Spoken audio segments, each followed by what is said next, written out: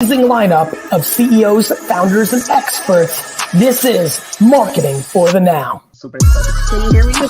You're 50th. Thank you so much. That made me feel. Thanks for having me on. I love how both realize if you're back. So glad to meet you. Who you real Marketing for now. Gary, Andrea. big day for you. Yes. Do you have anything to show over there on that table? Yeah, as you know, obviously a lot going on in VFriends land, but that's for another time and another day. I'm very excited about what we're doing. Yes. Yeah, today we're going to crack the code on speed and agility, and a favorite topic of yours, I know.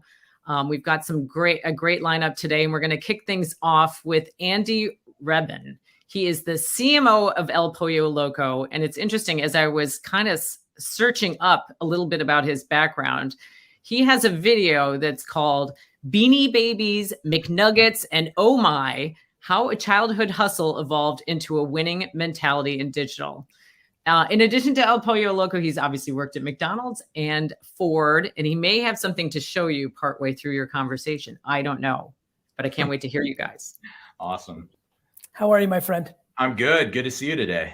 Great to see you, Andy. Look, I think this show goes quick. You're about to find out. So let's just go right into it. Given that incredible intro, the entrepreneurial background, I think gives me an advantage of understanding speed and agility, because there really is no other option when you come up that track. Whereas if you go through a classic track of school and corporate, one can argue that that is not necessarily the KPIs. What is cracking the code for all the entrepreneurs or all the executives? Because we have a good mix of both watching. When you hear this question posed, what stands out, Andy?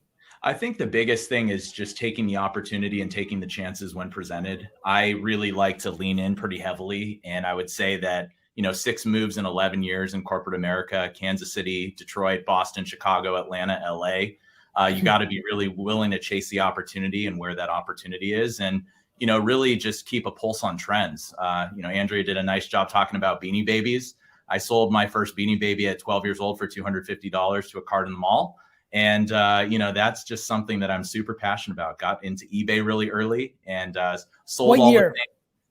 I got into eBay probably 2000-ish, maybe 1999, but I was young at the time. That was like 12, 13 years old for me. So I was selling all my neighbor's stuff, and it was a really good way to make extra money. Give an example of striking when the opening's there that you think is more mapping towards a corporate company. Think about the restaurant group that you're in right now. What is that? Yeah. Give me a for instance, if this happens, we would think this way. Right. So leaning in heavily, I would say to TikTok. We had a for instance where we saw that birria was a food product that was trending heavily in the LA area.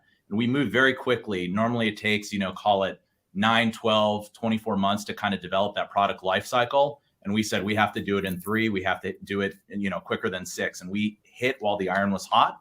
It was our best selling product ever in the company's 41-year history. And we broke sales records for 3 weeks straight for our overall annual unit volumes. And so leaned in heavily there, moved quickly. Our franchisees were supportive. We got the operations group very involved and made it box financially. So it was a really successful LTO product for us. And now what? Is everyone kind of okay, wait a minute, this needs to be the norm? Do people realize that this wasn't a one-off and it's replicatable, or do they think it was a one-off? No, I think it's replicatable. I think you really have to just make sure you engage your supply chain folks early, because I think in the global supply chain crisis that we're in right now, clearly you have to be able to understand the dynamics of marketplace fluctuations and really just continuing to keep a pulse on the consumer. I mean, that's the biggest piece. Food trends change every single day. And, we just want to be at the center of it. And it's super important to us. And we feel like we can lean in quickly again. What's the biggest thing that stops big orgs from getting there, in your opinion? I think bureaucracy. I think too many cooks in the kitchen. I think having a single decision maker really helps speed along the process. And I think alignment is key too. Making sure that all cross-functional subjects are brought in early and often can really lead to acceleration of making things happen. And I think sometimes in some of the larger organizations I was a part of, I learned so much and how to be a student of the business. But I think lots of times there were so many layers that it prevented innovation and speed and agility from happening. Do you think that's the human trait of insecurity? I mean, I think about this a lot, like to your point, like when I see things going slow in my company where we have a lot of safety because I'm really a high energy, active founder CEO. And so, that's what companies take on, that personality. Like it's always fear that is holding people up. Like this person, even though they heard me that they're safe, don't believe me because they've worked at other places where they're not safe. And then because of that, consciously and sometimes subconsciously, maybe even half the time subconsciously, they start playing politics, which just slows everything down. Yeah, I think part of it is fear of missing out. I think part of it is people want to be a part of things that they think will succeed for the organization. But I think in kind of you mean success has a million fathers, failure has none? Yes, exactly. But I also think in parallel, though, some people are scared of making mistakes. I mean, lots of times you need to swing the bat and just be okay with making mistakes. James Joyce, one of my favorite quotes, mistakes are the portrayal of discovery. To me, it's like you need to learn, you got to fail fast, iterate, and get better. And I think sometimes that's not, an option in big orgs. Before we get you out of here in a couple of minutes, what else have we not touched on thematically, or a tidbit, or a kid coming up that wants to get into, like what have we not talked about from speed and agility that you think makes sense? Yeah, I mean, I think one of the biggest pieces is learn from people who do it well and learn from people who fail. I think lots of case studies are great. I think connecting on LinkedIn is huge. I'm a big believer in mentorship, and I've connected. Let's give some roses to some people before we get out of here. Who was a mentor to that you think really brought you value through your career? There's a couple. Musa Tariq, who's the current CMO of GoFundMe, incredible human being and great friend of mine. I would say Greg Watson, who is one of my former managers at McDonald's, Julia Vanderplug, who was the former chief digital officer at Hyatt, and then Neil Golden, who is on the board of RBI, former CMO of McDonald's. Just incredible people who have challenged me, made me better, and just given me so much time that I'm grateful for. I love that. Got another minute or two. Why don't I just throw a little curveball on you? I like the TikTok call out. What has most surprised you about the rise of TikTok in the last 3 years as a pretty contemporary marketer yourself and coming up the ranks? And I know Musa super well and some of the other names you mentioned. We kind of come from the same schools. Like, if I asked you the biggest thing that surprised you, how would you answer that? I would say how quickly CEO and the board was ready to adapt. I think they're really scared initially to lean in and understand that a big part of our media spend was going to go to influencers and shifting over to the authentic platform that's TikTok. And very quickly, we were able to show them results, increase in engagement, and just really just the brand expanding. Casting a wider net was huge. I think there was a little bit of, timidness of, can we really abandon TV that quickly? And I was really excited about how we leaned in and how the board and the CEO were very supportive of it. I love it. Andy, thank you so much, brother. Continued success out there. Thanks, Gary. Take care. Thanks, Andy. Next up, we welcome Jay Livingston, the CMO of Shake Shack. Jay is responsible for marketing, the digital experience, and all things product. Couple of cool facts about Jay. He's an angel investor in over 30 startups. He's produced several feature films, and he's a founding member of Unite America. Welcome, Jay. Gary, thanks for having me. Good. I'm so glad you're here. How long have you been CMO of Shake Shack? Be 4 years in January. Yeah, I thought it was. That's great. So, last time I saw you, we were at a dinner. I was CMO of BarkBox. I remember. In Bank of America before that. Yeah. I remember. So given BarkBox, which obviously I wrote one of the first checks into that company, Shake Shack, young, but you're catching it, further along than the BarkBox, and then obviously Bank of America. I think you're actually, based on the last conversation, sitting in an incredible spot. I would call it like big, medium, small in a lot of ways. If themes that are similar, differences, or just maybe even to start here, an opening rant on what is the maneuvers needed to crack the code on speed and agility, and maybe in all three of those buckets, given that you really have touched things at very interesting times. Well, one thing, I think companies people that work at these big companies do themselves a disservice when they discount small companies and vice versa, right? The startups say, oh, they're too slow at the big companies. We have nothing to learn from them. We're not going to hire from them. We want people from other growth companies to come in here and help us. And then the big companies have this same sort of blind spot, I think. There's actually a ton you can learn from both. Like I kind of can see the future because I've been in the future before. I know what growth look with. There's nothing that I run into any day that I say, man, I don't know how to handle this, because frankly, we had to handle it all at a big company if you're there long enough, right?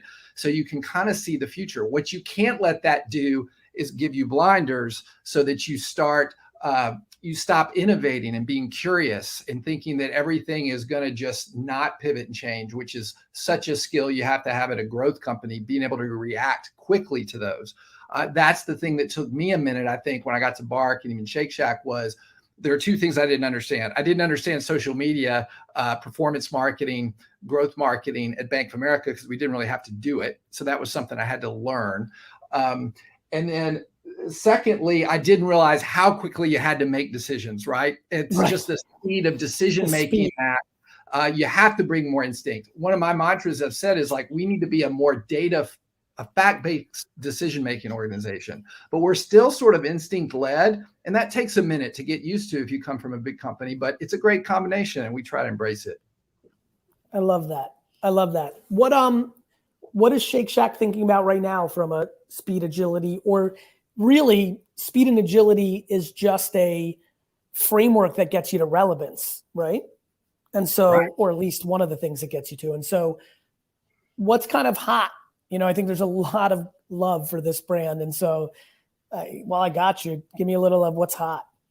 Well, one is I'm lucky to be part of the passion brand that, like, when we open in Manila, we have people scalping burgers out front that we have to put a limit on the number of burgers that are open because they'll scalp them for $20 out front. So that's something you can't really design for. You know, when Danny Meyer founded the restaurant, we never guessed that there would be that kind of avidity. It's not something you can advertise your way into. It has to be all about the experience and everything else. I think we're also opening a Shake Shack somewhere in the world every few days. So that kind of pace and growth, is something we're super focused on. I'd say what's hot is, I always say as a marketer, our job is to go where the eyeballs are. And I want to get ahead of where those eyeballs are going, right? Like, and that doesn't mean these legacy platforms are going away. I'm sure when radio came out, newspapers thought, well, we're done. And when television came out, radio thought, that's right. You know, you're never dead. You just become overpriced. That's right. Like the TV commercial, I've seen TV commercials. My argument is that not that they're not getting seen. They're not getting seen against the costs associated with producing a commercial and the media associated with it. I'm sure, I've seen banner ads on ESPN.com. They're expensive against the cost of the impression and the creative to actually get me to do something. That's where the argument becomes passionate for me. Correct. And that's why the job of a marketer is to constantly be hacking our way into where those eyeballs are going. Doesn't mean you drop everything else that you may have experienced and that's working to some degree. But yeah, we want to be, the thing is, if you look back at the history of the last 5 years, just social platforms. So we have big Instagram engagement. We have big engagement on a lot of our social media platforms. We're always thinking about, okay, we have to invest in 3 or 4 of these. We don't know which one's going to win. But when one of them, Be Real or TikTok or you name it, starts to leap, we already want to have a little bit of experience. A little something. That's right.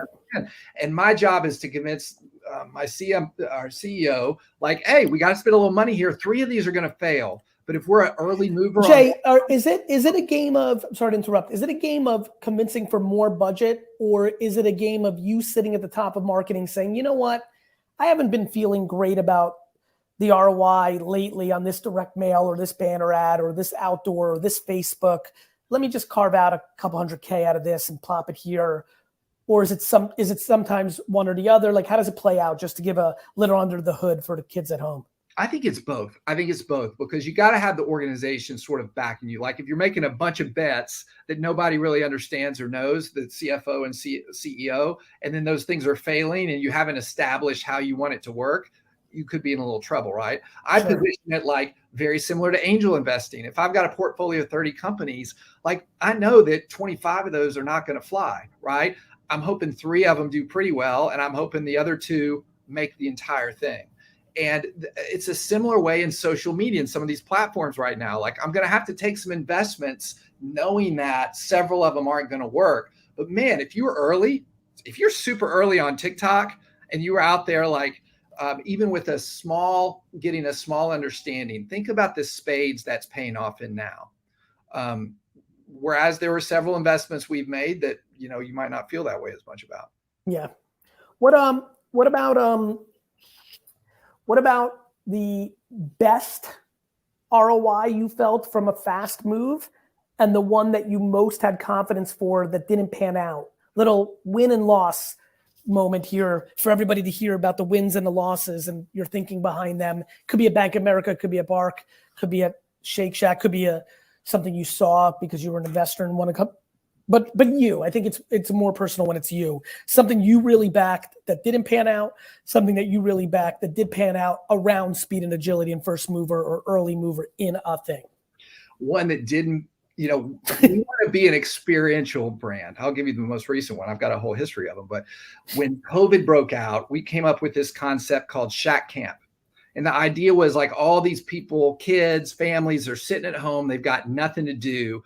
Let's develop a box that's like, if you love the Shake Shack experience, let's put all these things in the box. Let's do videos around every day for camp. So 5 days of camp, you get to engage. We got a recipe in there. We'll give you some cooking tools. You can make food one day with your family. You can do all these different things. Well, it turns out we weren't great at putting that box together. It was quite expensive. It had 40 items in it. We had a lot of loyal customers who bought it.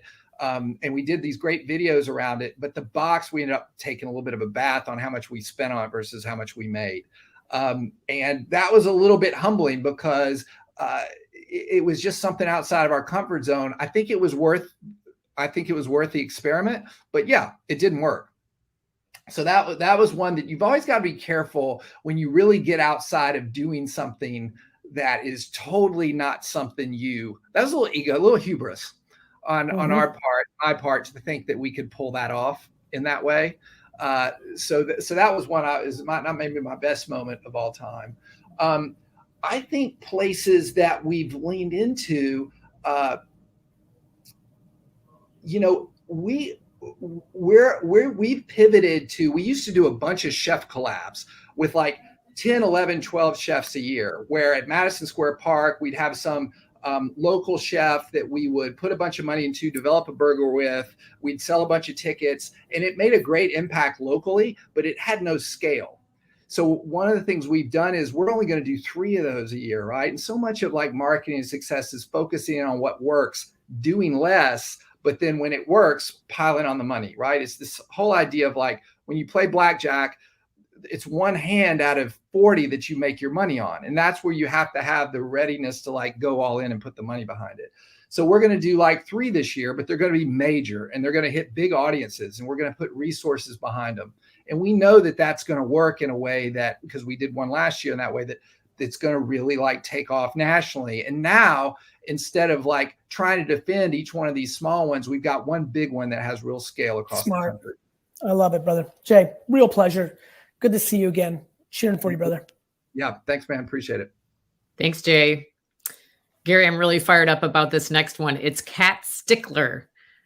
She is one of TikTok's beloved stars who quickly gained a following of 8 million. Oh, here she is. I've been freaking out this whole time backstage. I don't even know what to do. All right, I'm going to let you guys just take it from here. She's going to tell you everything she's doing. Okay. Enjoy. Okay, Gary, take it away. Kat, it's such a pleasure. How are you? I'm like so good. I'm so good. I've been playing it so cool because, I was freaking out. Like literally. Why? Because that's how I express emotion. It's just good for you. Why don't you tell everybody a little bit about yourself? I think they'll enjoy it. I'm Kat Stickler. I'm an entertainer. I love making people laugh. It's my passion. And I was able to do that and reach a lot of people through TikTok by doing that. What made you jump on TikTok? I was late in the game. I was 2 years into it and I was like, okay, let's try this. COVID happened. That's why I jumped in.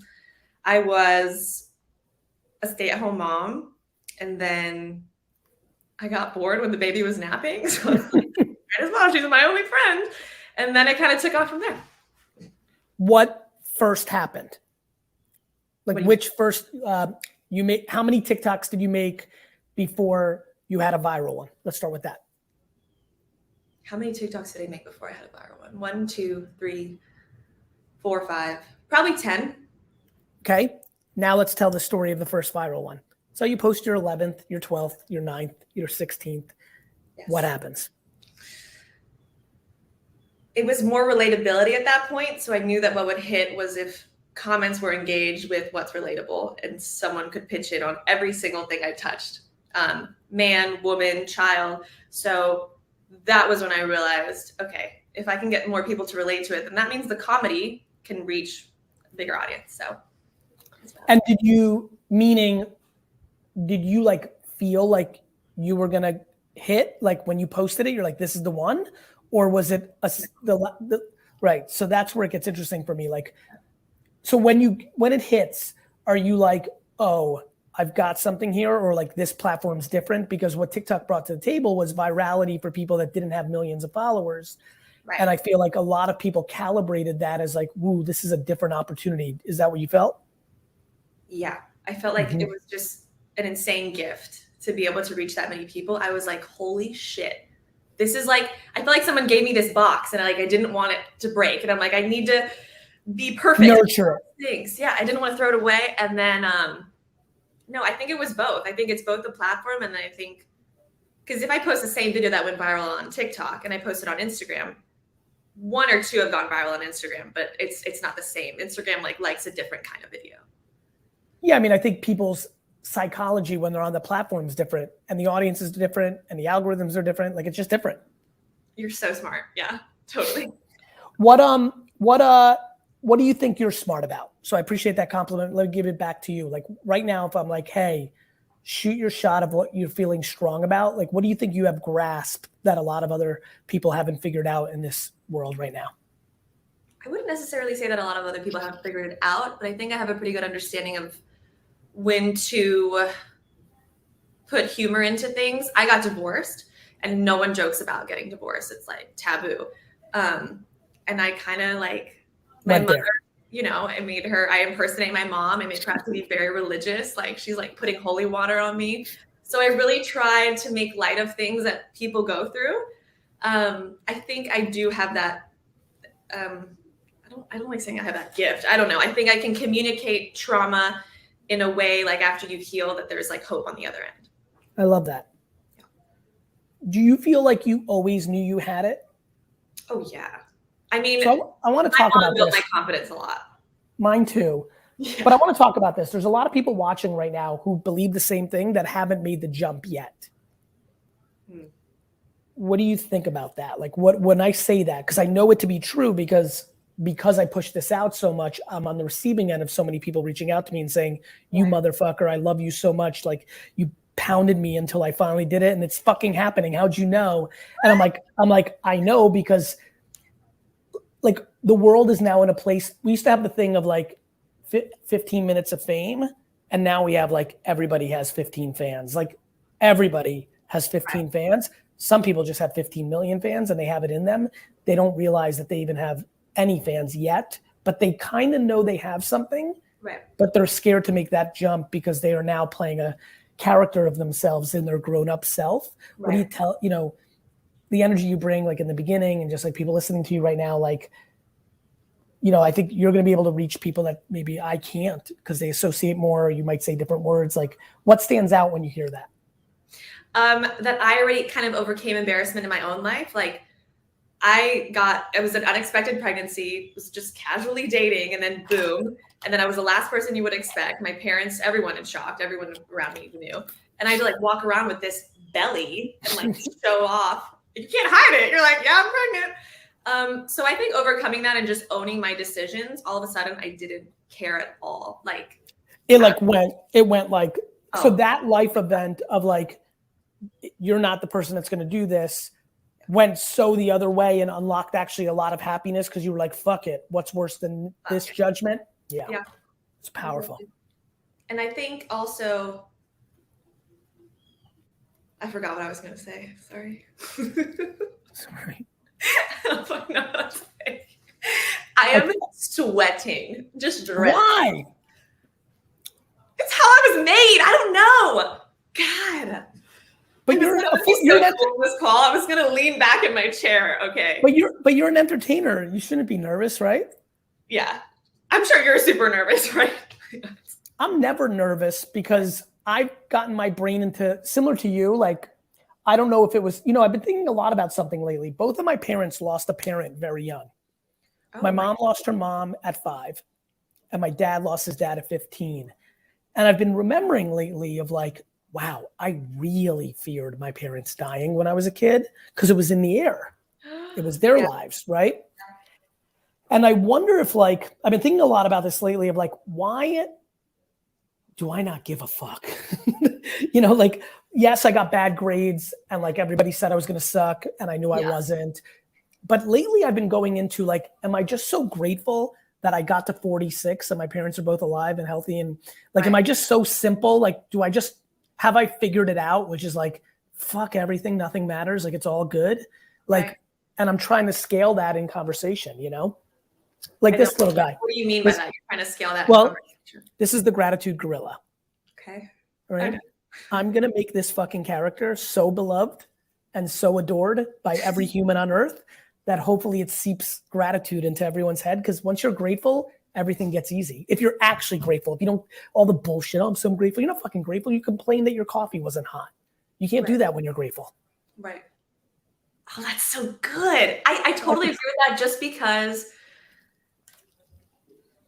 it's so easy to get like, just not be yourself with this thing. It's such like an ego boost when someone comes up to you like, oh my gosh, you did this for me. I'm like, you get it all the time, but just keeping that, being humble lets you connect. I love that. Well, I love that. I love that you're bringing this up, and we'll wrap up with this. I don't know how, by the way, I have no idea what the fuck this has to do with speed and agility, but this is the best conversation. No, it's perfect because actually peace of mind and like inner strength actually leads to all speed and agility. The reason I'm fast and agile is I don't care when I fail. Right. But to your point, if you don't hear the accolades, humility, you're not vulnerable to the hate. Right.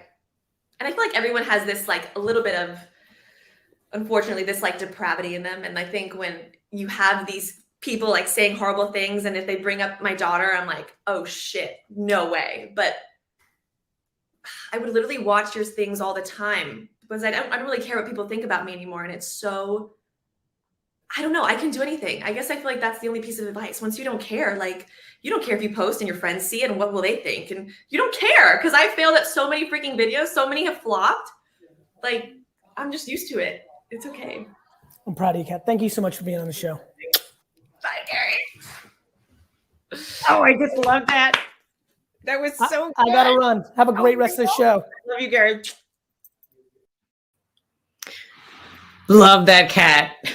She is crazy. All right, let's bring up Ryan Harwood, the CEO of Gallery Media Group. Ryan. Hey, Andrea, how are you? Wow. That was one interview, wasn't it? Kat was amazing when she popped on and she was just like, I'm here.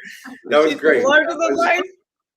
Very genuine. Oh my God. Oh, super fired up. We're going to have Ulta Beauty's Carla Davis coming up next. Let's bring her on. She's the integrated marketing, communications, and media team lead with 7 years of experience there.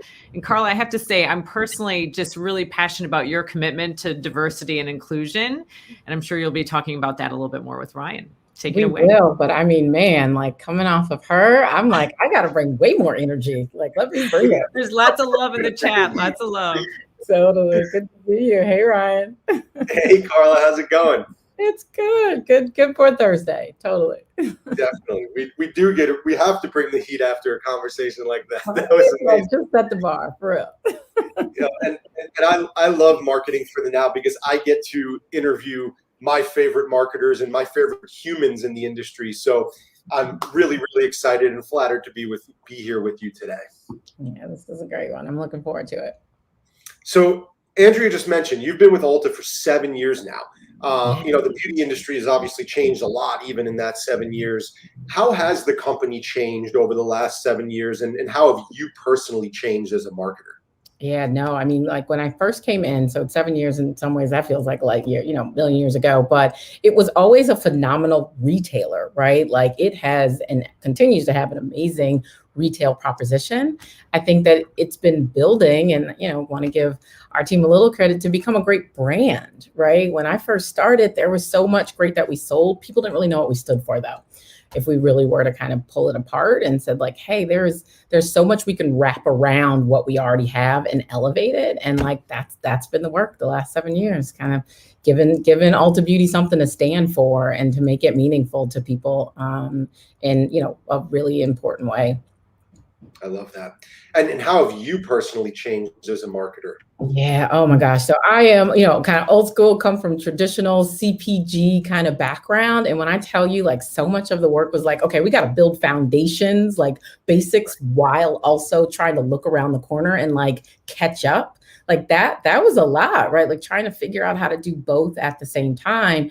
And a lot of it, like feeling comfortable in what I knew and knowing that I'm going to have to figure out new stuff as we go. So it definitely brought a lot of anxiety, had to kind of get into a comfort level of like, all right, where are we now? And how do we have to focus while also like being open to doing different things? I jokingly say now, we're 7 years old, we're a first grader. I have a first grader. I know what that's like, right? You got to keep them focused, but also give them a whole lot of grace. And I find that like, that's what I've had to really embrace as a marketer, is how do you keep some focus on ultimately what's going to matter to that guest and give yourself some grace and recognizing that like, this stuff's going to have to turn and churn, and that's okay. And you're going to figure it out as you go. Yeah. What steps are you taking to be agile in your beauty world? And I'm curious, when you give your answer, do you think you would have given that same answer a few years back pre-COVID? Yeah. So part of the last one is no, I've got a totally different way of thinking about it. But like, seriously, I think the element that we had to get really comfortable with on the first end is like thoughtfulness and rigor does not have to come with like preciousness. Right? Like definitely when I think about as a retailer and coming again out of consumer packaged goods, we do more programming and changes and new things out in the market in a quarter than we often did in a year. So just inherently retail moves you faster than it did when I was kind of coming from the brand side. And so you got to get a lot less precious, like we've jokingly started to talk about like reality is content's got to be a little bit like toilet paper. It's got to be extra useful in the short term, but it's going to get disposed of. So like, let's lean into knowing what our intent is, getting way more focused on our intent. And I think that that's also something like figuring out your intent faster, getting to what's the role, what's the goal of what you're trying to do, staying maniacally focused to that, but then also being able to say, hey, if we get it done is better than, nitpicking on getting it perfect. And really having to kind of start taking that adage of like, progress over perfection, and then that is the biggest difference. I think like previously we did do so much stuff because we still were so much in a little bit more of a traditional mindset of like building brands takes all of this really, really big thought. And in a way it still takes thoughtfulness, but it cannot come at the detriment of getting things out, learning and moving to the next thing. And the pandemic was definitely where I think we learned that muscle a ton more than we ever had before. We call it the and mentality instead of the or mentality, because when it's or, you're debating over things that probably mean nothing to the consumer. It's just a subjective creative authority where if you say, let's do both and get it out quick, you're going to be able to integrate that. So I love that. And what do you think speed means? How important is speed to the beauty industry specifically right now? And when you are moving with such speed, how do you avoid pitfalls when operating so quickly? Man, and in beauty, like let's just talk about, especially these last couple of years, right? Like it has shown so much of a cultural relevance and cultural force, right? Like if nothing else, this idea of identity, how we identify, why it's important how we identify, and how much like that is such a driving force for whether or not folks will cancel you, will feel like you get it, like, and beauty sits so at a core of a lot of that. And so one, I think that that's the connection to speed is its cultural relevance, like, and that is absolutely where you can make these missteps, right? Like you can't overwoke everybody out there, but you have to be a certain amount of it to make sure that like, as you are kind of creating these things, you don't inadvertently step in something that like you can't then now, like react to quickly. And I think part of that even comes with like this authenticity of being recognizing that like we will move with humility, but with speed. We will acknowledge if we get it wrong, because that's something else that I think when you're in this space now, like you're not gonna get it right. So like, what's your willingness to call it when you didn't, versus pretend like it didn't happen? Because I think that elevation of expectation is now happening, and those pitfalls have to come with a willingness to do that. And for folks to at least see like, hey, we're growing with this as we go, and we're willing to say, yep, that didn't work, you know? Totally. Last question here. Last year you conceptualized and executed an amazing program. It was an award-winning program called Muse. It was to honor Black Americans' contributions to beauty and culture. This year I saw that Ulta made a $50 million investment in diversity, equity, and inclusion. Tell me more about that. Yeah, no. So we can say like as Ulta Beauty, it has always been kind of implicit in who we are that like we're here to break barriers of things how they have been or expected, right? Like we were the first place to say, we're going to put a $20 lipstick and a $5 lipstick in the same place. And guess what? It's not going to like break the system. It's like, why is it that does not exist? Why isn't there some level of democracy in how people can engage with beauty? But it has been a process to be, really transparent with ensuring our entire organization explicitly operates in a way that brings that democracy through all of our things, through the way we message, where we message, who we message for, right? Like that hasn't always been at the forefront of how we have worked. And so Muse really was our first effort to say, you know what, as much as this might be a component of how we have believed, we need to make it like core to how we show up, how we're going to walk the walk of all of this. And yeah, it is still a process. We are so not all the way where we need to be, but it has us as an entire enterprise thinking about where we put our money, who we support, how we train our associates, and making sure that like everybody's vested and that it's showing up in a meaningful way. So it's really a proud moment for me and for the organization to be doing something like this. I love it. My infamous speed round of questions. We're going to go into this and we're going to wrap up here. So let's get to know Carla a little bit better. Yes. Early riser or night owl? Night owl. Got to do it in the evenings. Me too. Beauty product you cannot live without? Oh gosh, product, individual. I don't know. I got to cheat a little bit. It's probably skincare, but I will say like Shiseido is giving me all kinds of right now. Got to keep the skin together. Instagram or TikTok as a consumer? IG all day. I can't figure out the young kids got the content, like the way they do it. I'm still working on that. And last one, I saw on Instagram, you went to Serena Williams' last match, 1 to 10. What was that experience like? Dude, like 125. Like, I mean, lifetime experience, like the energy there, what it meant for the business, the industry, like sports, what it meant for my 6-year-old that I got to take along with me, for her to see how loved this Black woman was in this sport, and just in this world. Like, yeah, second to none. It's such a cool experience. Thank you so much for joining us today, Carla. I really appreciate it. And we will talk soon.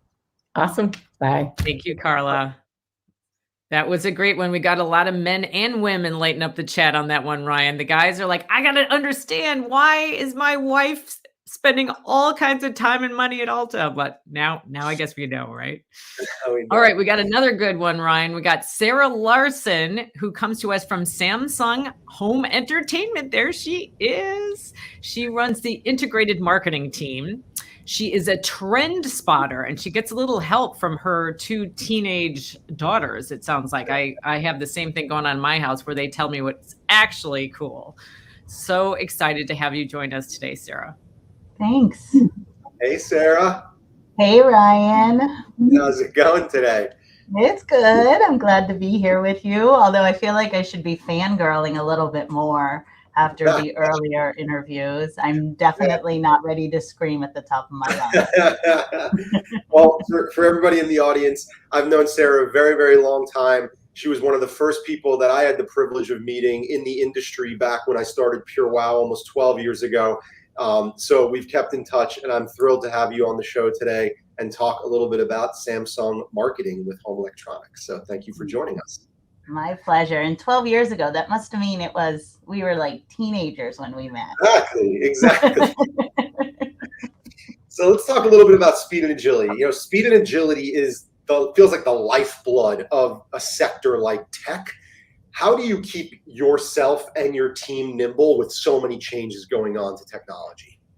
Yeah, totally. You know, my boss, James Fischler, always says, what got us here won't get us there. And I think that mindset is something that permeates through Samsung. And certainly on the home entertainment team, we are just big proponents of voracious reading, consuming every type of media and inspiration that we can. And for me personally, I like to look at more non-traditional too. So I definitely will consume everything that we're expected to know and understand as marketers. But then it's, you know, talking to my teenagers for real about what's hot with them and what's going on. It's connecting with people through social media and all of my networking. I feel like you never know where a conversation is going to lead. And I'm so fortunate that at Samsung, we really push boundaries and defy barriers in that sort of way that we're constantly pushing ourselves to just basically be better. That's awesome. And, you know, Samsung as a company and all your products, it just seems to be at the nexus of tech and style, utility and mobility. How do you keep yourself personally abreast of changes in all of those different sectors? And also, like, what is your daily consumption like to keep you aware and inspired? Yeah. I would say being curious is probably the most important factor in all of that. Always ask the why behind things, because then that's going to fuel the what if we can do. Yeah. So I have a habit of asking 7 questions whenever I'm speaking to someone, just to get to the heart of what we really need to know, what really is going on. And I think what's key for us to keep moving us forward is not accepting that it's just the way we've always done it. So that's what we're going to do. So we definitely push more to see what if and what else and what's next, rather than just what is. I love that. You know, it's funny. Curiosity is one of the main traits we look for when we're hiring talent at Gallery Media Group. We think it's what allows you to not become obsolete in whatever craft you have, and when you're curious. And when I started in the media and tech industry, because I came from the finance industry 12 years ago, the only thing I knew how to do was just ask a million questions until someone was like, get out of the room. You're annoying me at this point, because that's the way you learn. And it's the way you stay curious. I love that. That's part of the answer there. And I know, you know, it's only been a year for you so far at Samsung in this role. What do you think the best lesson you've learned in that last 12 months has been? Well, I'd have to say it's just making sure you have all the right people at the table to start. Because if on the ground floor, you're bringing in all the different groups, like for me, I'm over home entertainment. So that's TVs, audio, and memory. But then we want to bring in our counterparts on home appliances and in display and in mobile, and make sure we're connecting with our corporate marketing team, so that you have all the right people sitting at the table from the onset, you're going to ensure that you're thinking of every touch point that a consumer is going to have in their whole journey and after purchase. Like, we want to have relationships with our consumers. We don't want it to be a once and done type of deal. So I think starting at the beginning with that, we're all in this together mindset really helps with driving the thought process that we're thinking about every single component that could possibly come into play. And there's a lot of aspiring marketers on here, folks that are in marketing that are looking for jobs. And obviously with someone like your infectious energy, or someone they might be drawn towards and want to work for. So I'm curious, when you do see resumes come across your desk or you interview folks, what are certain qualities you look for when you're hiring people or they want to get into marketing that you look for? Yeah, I would definitely say an EQ is as important as an IQ. I want someone that has those soft skills, that human side, that also is a go-getter. You know, they're very proactive. I'm much more impressed with someone who's come in and did their homework and they're resourceful and they're going to be able to creatively problem solve than someone that is just a rule follower and only doing it by the book and not thinking outside of the box. Yeah. So I think that curiosity, like you said, that comes into play, but definitely proactiveness and a resourcefulness is what I really look for when I'm talking to people. And we are always hiring. So hit me up on LinkedIn if you are looking, because I'd love to talk. You heard her. Hit her up in the DMs and LinkedIn. Get in there. Awesome. Speed round of questions. We're going to get to know Sarah here a little bit better. Ireland or Italy? You knew that this would be an easy one for me. So my husband's from Ireland. Of course, I have to say Ireland. Okay. Billy Joel or Elton John? Well, ironically, I'm going to say both because one of my first concerts was the two of them in concert together. No way. Where was that?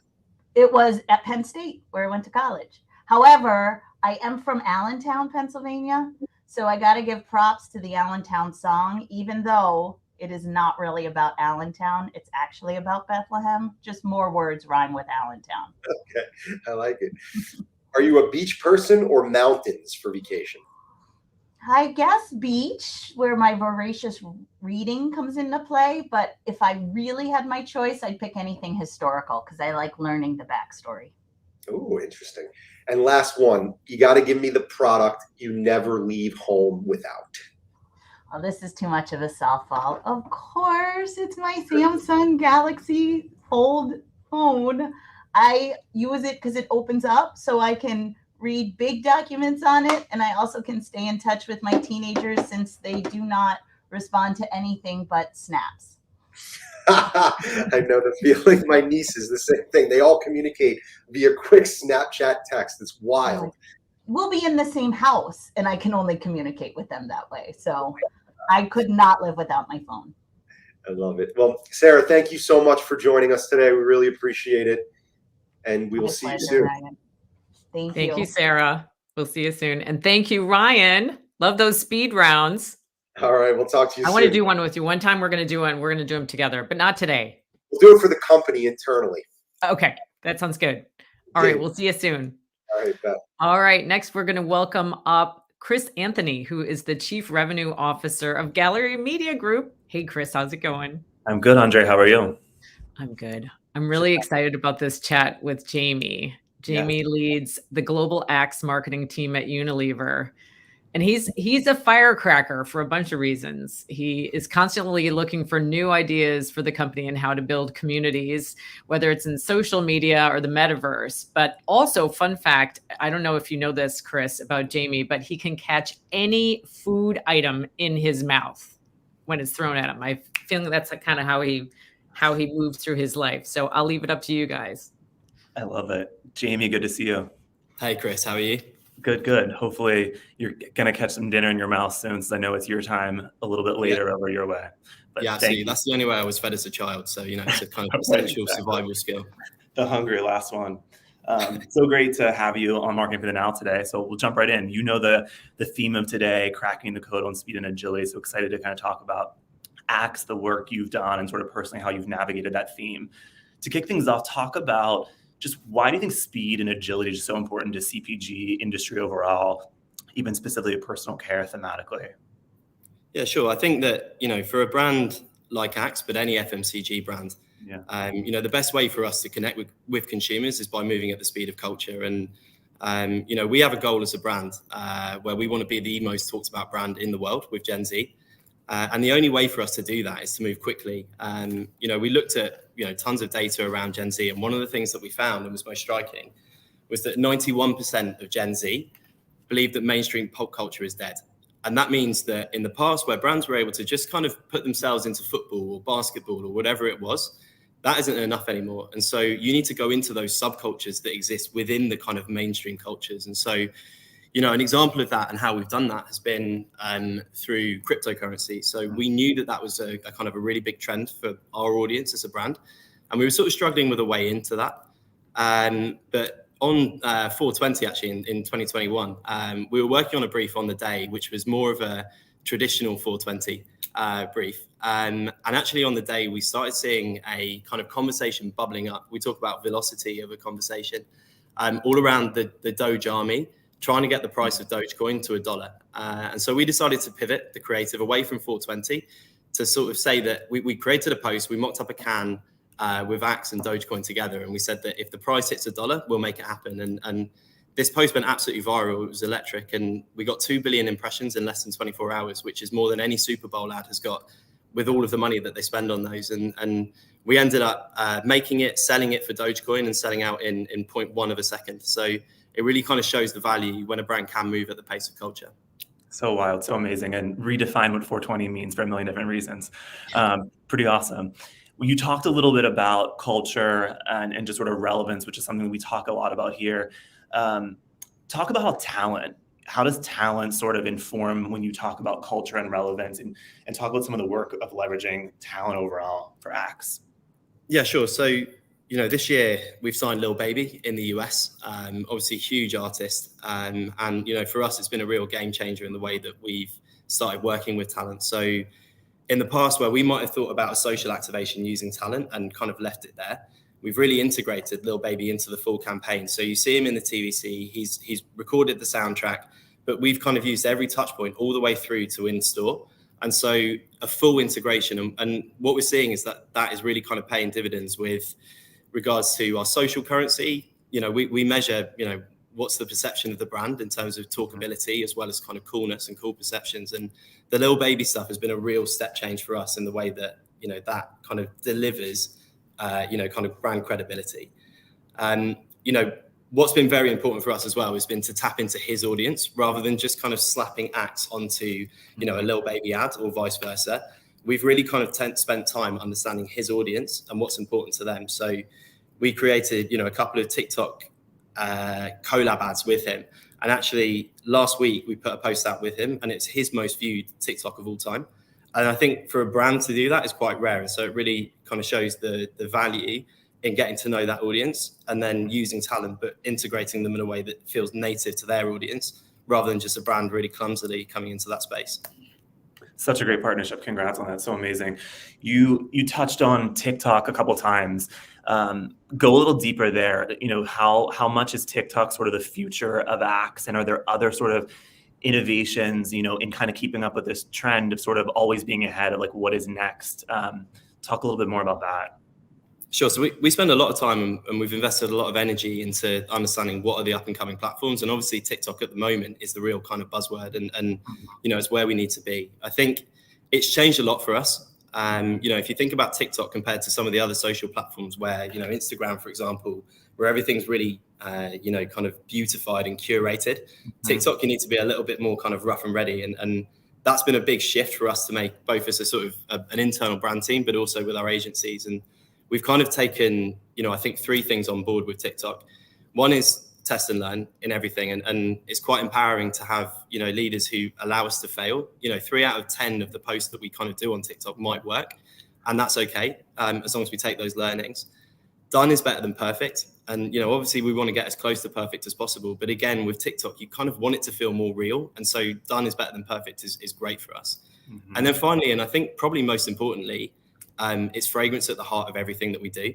You know, I think it's so easy for brands to just go viral on a social platform and deliver no long-term brand value. And, you know, we might have been guilty of that in the past, but we've now boiled down that every single post that we put out there goes through a checklist of does this land fragrance in some way? And, you know, that has been a real step change for us in making sure that we are building a long-term brand proposition rather than just putting stuff out there for the sake of it to get clicks and likes. Yes, so smart. It's interesting. I feel like the perfectionist is dead, it seems, in a lot of the trend of the conversation. And to your point, TikTok has sort of allowed us all to kind of lean in and not be scared to kind of make those failures and learn. So such a great point. Pivoting a little bit to shopping, knowing that the consumer behavior has just changed so much in the last 2 years, and you're obviously Gen Z consumer, just will probably forever shop differently than past consumers. Has that changed sort of your marketing and sort of how you think about reaching them just from a shopping perspective? I think there are certain trends that we're looking at. TikTok Live as a shopping program is one that we're now looking into, and live commerce. We're also really diving into what would the impact of social commerce look like for Axe, and how could that look, so that we're not only a brand that you find in Walmart, but also a brand that you can find, online. And again, actually, the Dogecoin example and a couple of others that we've launched have been really inspirational for us, where we've actually seen consumers who've got their hands on some of those limited editions that we've dropped and sold or given away for free, reselling for thousands of dollars online, whether that's on eBay or someone turned the Dogecoin pack into an NFT and sold it for tons, on OpenSea. And we're starting to work on tapping into how could that become a new commerce platform for us moving forwards. Right. So smart.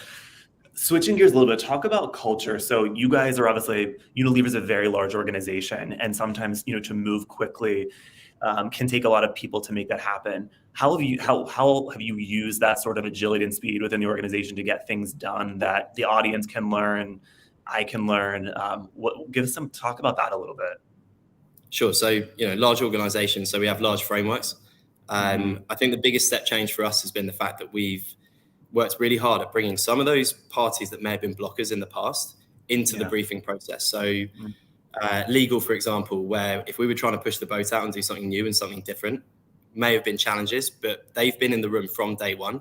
So rather than coming to them with what we think is a solution and seeing problems, they're working on solutions with us. And I think that single kind of action has been the biggest game changer for us, and something that we'll continue to take forward. Love that. Legal is our friend early on. Exactly.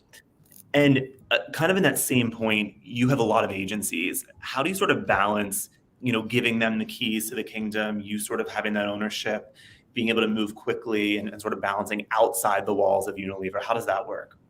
Yeah, absolutely. We've got amazing agencies, which helps. But I think we work incredibly closely with them.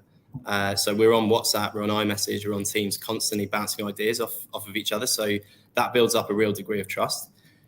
But also we try and keep the filters really simple so that we're not a brand team that is constantly looking for approvals or multiple rounds of approvals. We keep it really simple, and we say they have the same framework as us. Does it smell good in terms of what we're putting out there?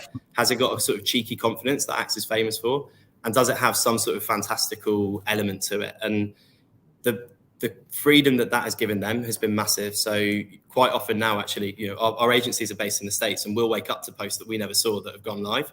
And I think that's probably the thing that we're proudest of, and that I'm proudest of, is that the agency have the room and the freedom to be actually putting incredible work out there that doesn't need to go all of those multiple rounds. And I like to think that we're really not a blocker. We're more of an enabler of that way of working within our network. Love that. Last question, what's sort of like your personal hack to kind of be quicker, sort of be more agile from a personal standpoint when it comes to all these things? I mean, I'm obsessed with data. We use loads of real-time analytics tools, and so we look at velocity of trends, and that's been a real game changer, I guess, for me. But also the teams that we work with are really immersed in this culture, and I think, I use anime as an example. I'm not personally into anime, but we're seeing it really growing as a trend, and having people in our teams and agencies who are able to identify that and listening to them and giving them a voice has been the enabler in allowing us to kind of jump on those trends. And so I think it's a mix of data obsession and then really immersing yourself into those worlds and having a bit of faith in the people who really know them. Awesome. So great. Learned so much about this. And it sounds like you guys are doing some incredible work at rapid fire speed, which is really awesome. Thank you, Jamie, so much. Thanks, Chris. Thanks, Jamie. Time for dinner. All right, Chris. I'm excited about this next conversation as well. We've got Samir Agarwal, who's from Clinique, North America. And Samir, love that background, Samir. Amazing. Thank you. Samir, you have quite the statistics here. You lead a 45-person team with a $150 million budget. And it sounds like you've had a real turnaround in terms of both sales and share growth, which has led to revenue of over $1.2 billion for the Clinique brand. Can't wait to hear this story. Thank you. So excited to be here. Yes, we are too, Samir. So great to see you. Yeah, good to see you too, Chris. Awesome. Kicking things off, excited about this, excited to hear what's happening in the world of Clinique a little deeper. Talk a little bit about, Clinique is a heritage brand. You guys have been around for a long time and really are a cornerstone in the beauty industry. Why is this so incredibly important to you, being able to be agile in the beauty space, especially at a heritage brand? Yeah. It's incredibly vital, Chris. If you think about it, right, and a lot of your speakers this morning have already spoken about this, right? We've got speed of trends, right, which can pop up in 2 to 6 weeks. We've got speed of competition. Every day, somebody's coming to me and be like, hey, have you heard of this beauty brand? Have you seen this beauty product? And I'm like, honestly, no, because there's so much changing so quickly. And then, as you guys know, the speed of consumers and their attention is getting smaller and smaller. And so when you think about being a 55-year-old brand in category that is driven by newness and the new hot thing, our challenge for Clinique is like, how do we make it a brand of today? Right. Mm-hmm. And so when you compete in a category like that, and you have a history and heritage like we have, every time you're not of the moment, you're only reinforcing that you're 55 years old. Mm-hmm. And so the real challenge for us is like, how do we take a brand that has so much history, so much trust, but have it feel like a brand that modern consumers want to use today, is really important. Speed and agility are just like vital parts of that. Right. Mm-hmm. Totally. And the opposite of the 55-year-old from a consumer standpoint is obviously Gen Z, who you guys are doing a really great job at reaching. Talk about how the brand is really responding to Gen Z as a consumer, things that you guys are kind of doing to make sure you're getting in front of that consumer, faster, more relevant in that way. Right. So I think that there's a few things that I'd like to highlight here, because they've been a big part of our success and our turnaround. First is, and you'll hear me talk about this a lot throughout our conversation, is humility. Like, I think the first thing we had to acknowledge was like, we are not Gen Z. I am not Gen Z. And I don't think that I could speak to Gen Z in a way that's authentic and real. So one of the things that we did is that we just relaunched our college ambassador program. So now we've got 50 college students across the country at like high population universities actually embracing Clinique as their own brand, posting on their social handles and their natural language, and talking about Clinique as if it's their own brand. And so that's a really great way for us to actually be of the moment, because we've got to acknowledge, like, I don't know what a college student at Penn State or at Tufts University or wherever it might be, how they want to hear about my brand. And so empowering those students to do their posting, to do their eventing and their sampling opportunities really gets us to be in the moment. The second thing is, we do believe that TikTok right now and Snapchat as well are two of the most important channels to be on for this consumer. And so we've been doing a ton of experimentation on TikTok, both in terms of how we react to trends that we're seeing, how do we seed trends, and then how do we come up with a consistent presence that allows people to realize that we're here and that we can be a part of their lives. And then the last thing is Snapchat, which I continue to believe that like AR will continue to be a massive trend for Gen Z consumers, because they just want greater levels of interactivity with brands and not just messages, even from influencers that are credible, that they just watch and view. They want greater interactivity. So that's a big trend for us as well. Love that. I love the idea of you guys using consumers as sort of influencers in the college program. So incredibly smart, and just, creates a bigger sort of culture of amplification. I think that's so great. That sort of same vein of, in real life and things that people are craving more than ever now, how are you guys approaching, and that outside of TikTok and outside of the platforms through experiential? I think you guys have done some interesting things. Talk a little bit about that. I think that's such a big part of consumers want now, and especially, the Gen Z consumer. Yeah. So I think one of the things that we're seeing post-COVID, well, there's two things I'd say. I think the macro trend that I'm feeling a lot is, and you guys are touching on a lot, is culture today is more personal and more fluid than ever before, right? So people are moving from one aspect of a subculture to the next throughout the day and the week, right? Whether it's, I have a passion for tennis, I can spend hours just on TikTok tennis content, right? But then the next minute I might be thinking about like, oh, I love cars. And so then I have like an hour of this, and there's subcultures around all of these things and all of our passion points. And so one of the things that I think we've been trying to figure out is as people are doing that, what are the true moments of influence within those subcultures?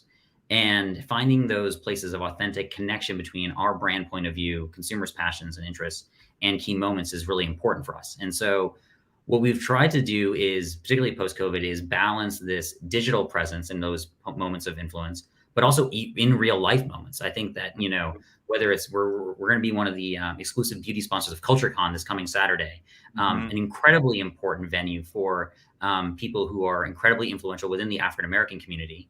And it's a place that we want to make sure that we're showing up as the best of Clinique, so that those cultural influencers can then bring Clinique back to their moments of subcategory or cultural influence that they have. So things like that are really important. And then obviously there's incredible ability to create content in those moments that showcase the commitment we have to these communities through programs like that. So that's a big one.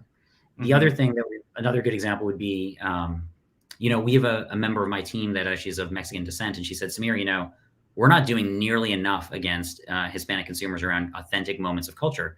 And she's like, take the Day of the Dead is a major event in Mexican culture.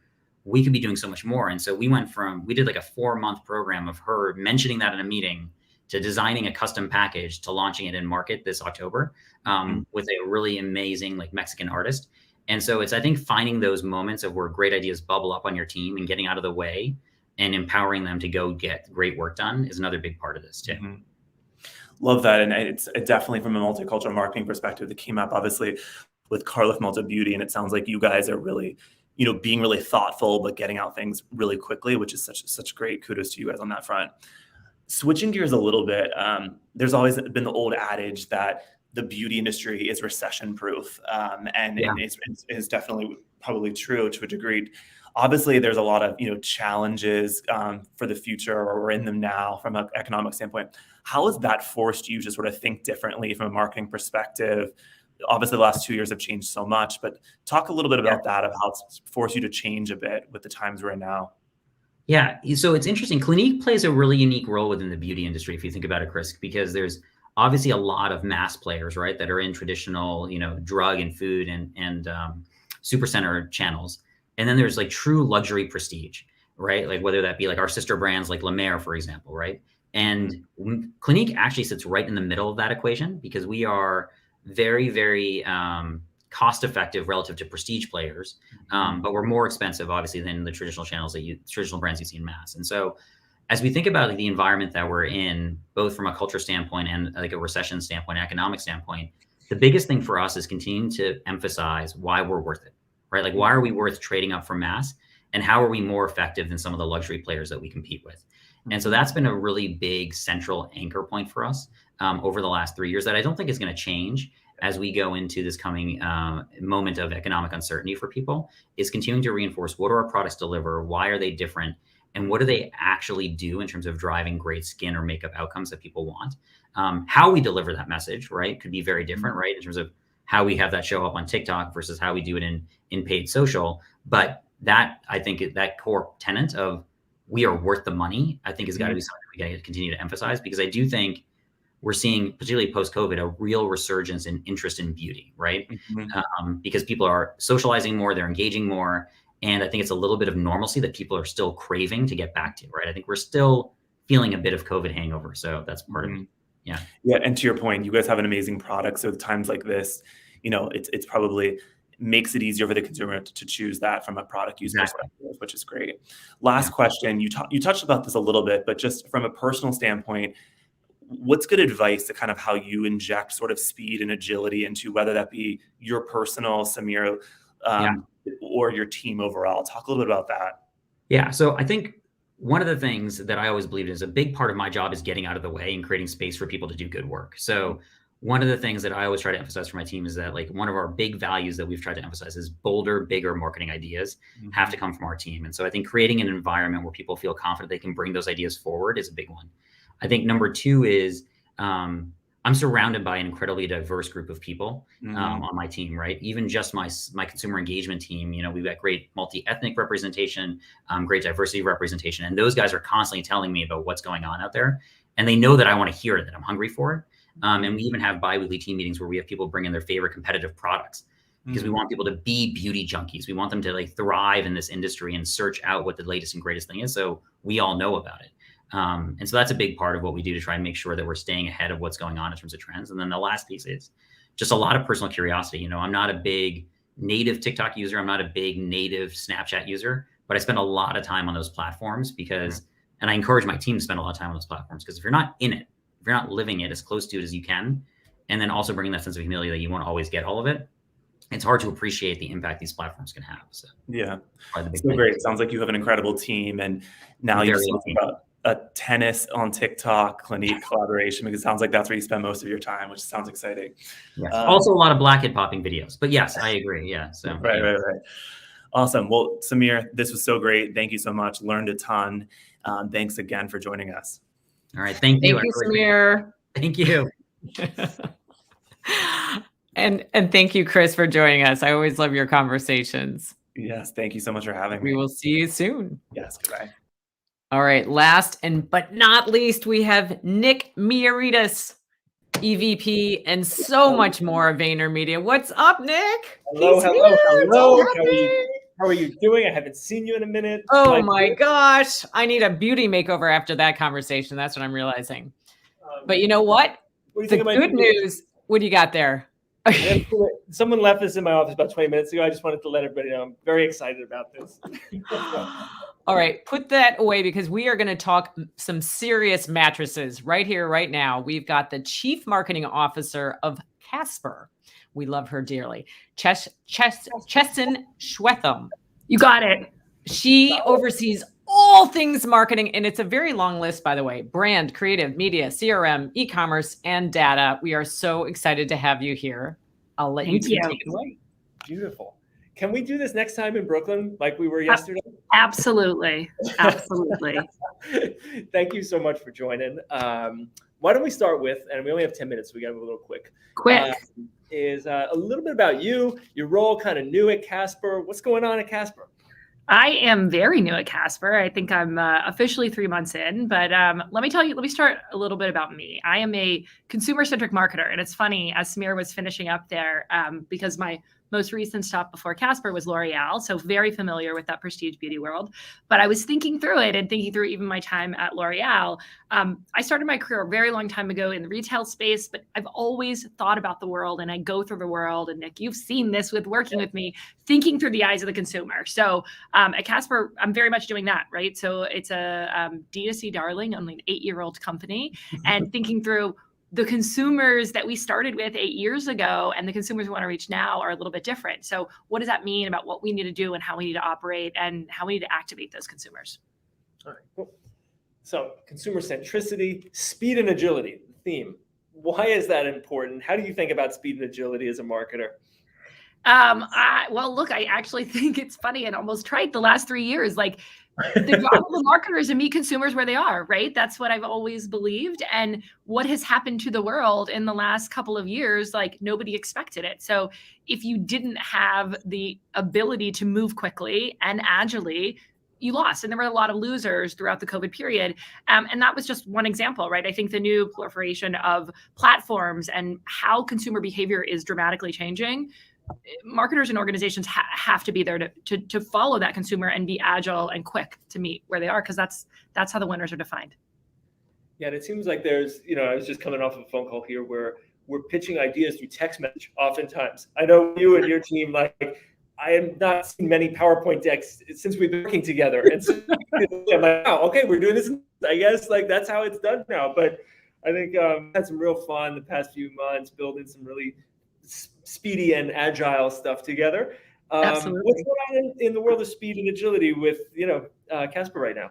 So I think again, you talk about quick. I've been here 3 months, and right, their opportunity was ripe right when I started. That we've launched, and hopefully many of you out there have seen it.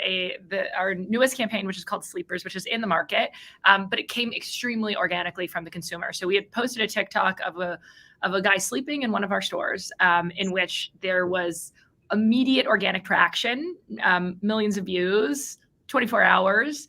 And the comments were actually what were the most rich. Consumers really wanted to be a part of, and they connected. Like, they love sleep. They wanted to sleep. They were like, is this a job? They were like, can I get, is he sleeping? Is he getting paid to sleep? And so what we did is we immediately reacted. We brought that back to the team, and we thought very quickly and said, okay, what if we make it a job? And we came out and we responded, and we hit the market with an actual true job. And look, we say this, speed and agility. What actually went on behind the scenes at Casper was fascinating, because we're not just telling the marketplace we created a job. We worked with our HR team. We worked with legal. We got everything together. We're like, what do we need to pay these people? We thought about how does this internally, will this be accepted? So, we went through that, and we created a job, and over 3,000 people applied for 3 spots. But we hired three sleepers. We actually hired 2 sleepers. One of them is a dog, Happy, who's wonderful. But the community responded resoundingly, and tons of press and attention around it. But to me, that's just one example of how we are thinking very, very quickly and moving quickly to meet the consumers and meet our community based on what they want. Yeah, definitely. I've seen it for sure on the comm side. We're all kind of getting there. You can make that machine go faster. One thing I've been amazed by, and just shout out to you and the team, is on the product side. Adapting in the context of the moment, whether it just be what's going on in the world, the economy, this or that. I think the story of what you're doing there might be really cool for the audience. Yeah, listen, I actually think it is much harder, but it also goes to a team, right? The organization, Casper, is much smaller than some of my past experiences, which makes it easier. So the story there that I think is insightful and interesting, and one that, again, I walked into a little bit of the seeds had been set and it started, but many people may know this, many people may not, but the mattress industry and mattress sales are a leading indicator of a recession.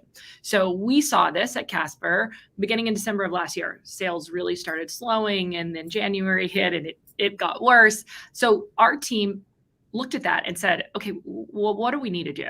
And the challenge was, we need to come to market with a lower price. And we had actually done some testing, interestingly enough, on our website of, well, what if we go and mark down and sensitivity around price? And so the objective was, we need a market that's under $1,000. So we challenged all of our teams to go and do that. And we were able to launch our new Element Pro, which came out last month, very quickly, record time.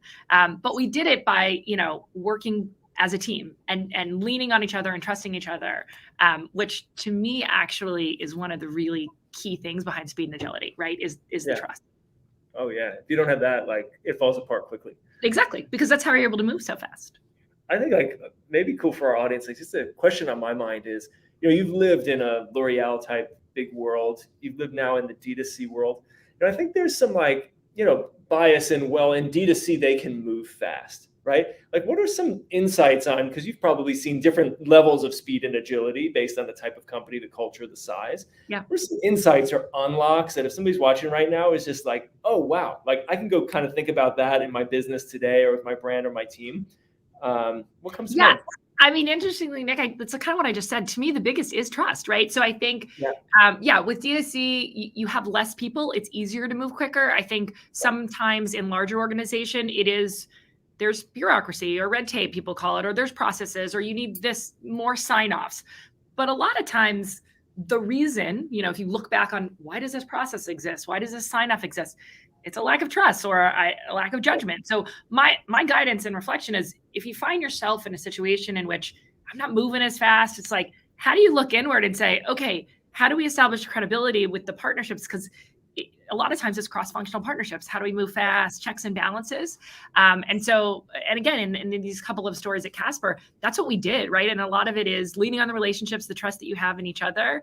I saw it a lot with sleepers, honestly, with even like HR, right? HR isn't honestly involved in— They're not built for speed. Yeah, they're not built for speed. They're kind of built on not for speed. Absolutely. And I love it. And I even remember the very beginning when those partners came out, they were like, wait, why does the marketing team want HR involved in the marketing campaign? But it was like, because you're the experts and this is what we're going to do and we trust you. And so I really think it comes down to that. Speed permeating through every discipline. It's a cool thing. Absolutely. I think we probably got time for like 30 seconds before we move on. But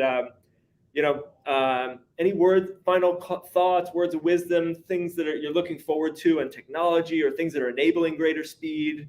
Anything interesting? Obviously, for me, I think the big one is text, and I think my teams are kind of like sick of me, and some teams and others are really excited by it because it's a lot. But I feel like creativity over text is something that's going to get very interesting. I think we've done enough decks as an industry, and like the best ideas happen through text. Like, let's put someone in the store, have them go to sleep.